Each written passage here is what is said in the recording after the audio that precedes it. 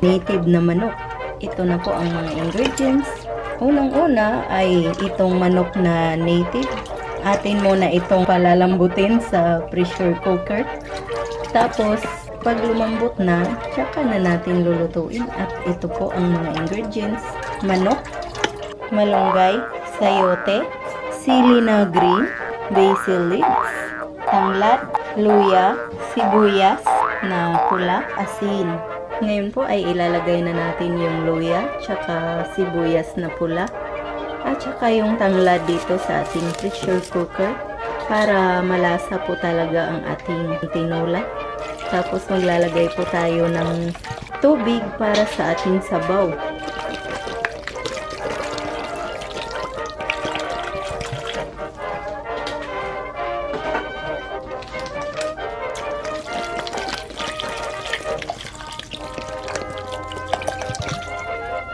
Tapos lalagyan po natin ng asin, konti lang po. Kasi magdadagdag lang po ako mamaya. Ngayon po ay tatakpan na natin. At saka i-on na natin yung ating stove. At hintayin na po natin to na lumambot. Ayan na po siya mga mamamayang. Ngayong malambot na po siya ay ililipat po natin to sa kawali.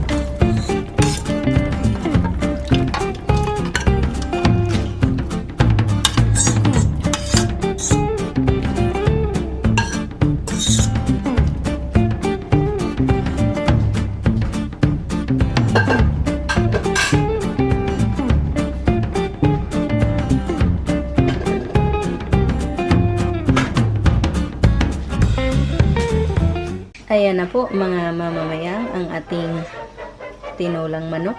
Nakalagay na po siya sa ating kawali. Tapos magdadagdag lang po ako ng sabaw.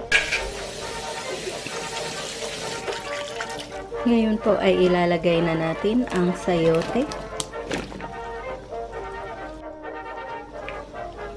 Hahaluin po muna natin to.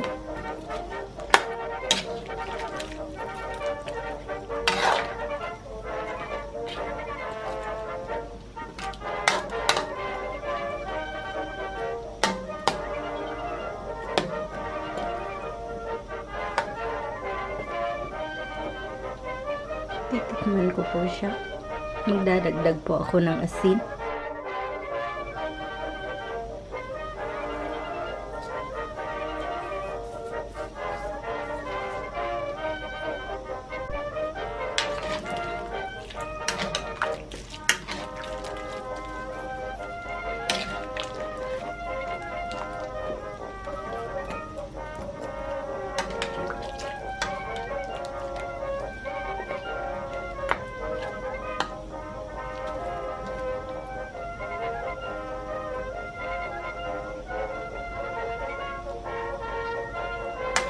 Ayan na po, kayo na po ang bahala na magtansya po ng asin ninyo.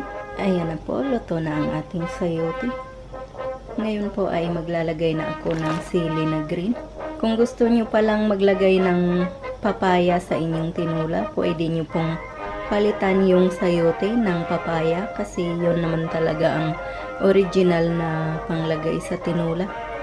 Kaya lang, mas gusto ko yung sayote ngayon. Kaya yan ang nilagay ko.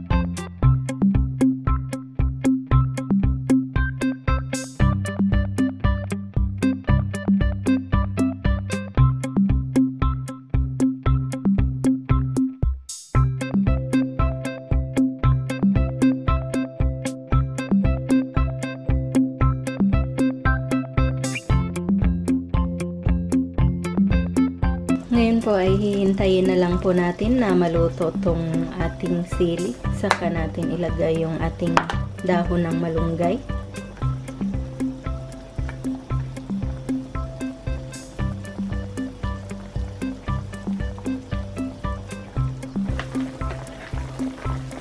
Ngayon po ay pwede na nating ilagay ang ating dahon ng malunggay.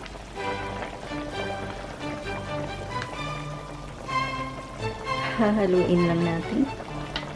At pagkatapos po ay papatayin na natin tong ating stove para hindi ma-overcook yung ating malunggay.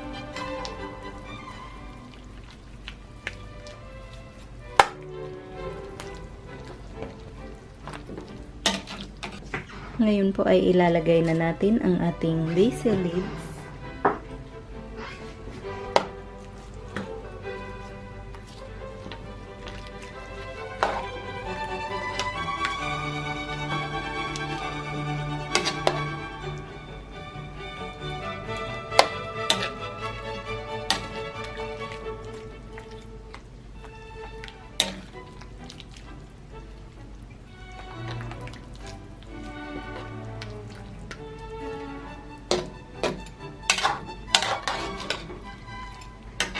Ayan na po, ang bango-bango po ng ating tinulang manok. Hahanguin ko lang po ito. Ayan na po mga mamamayan ang ating tinulang native na manok. Kita nyo po maliit yung hita kasi native po siya. Sana po ay mag-like at mag-subscribe kayo. Ito po ang inyong Ate Mayang na nagsasabi, mabuhay!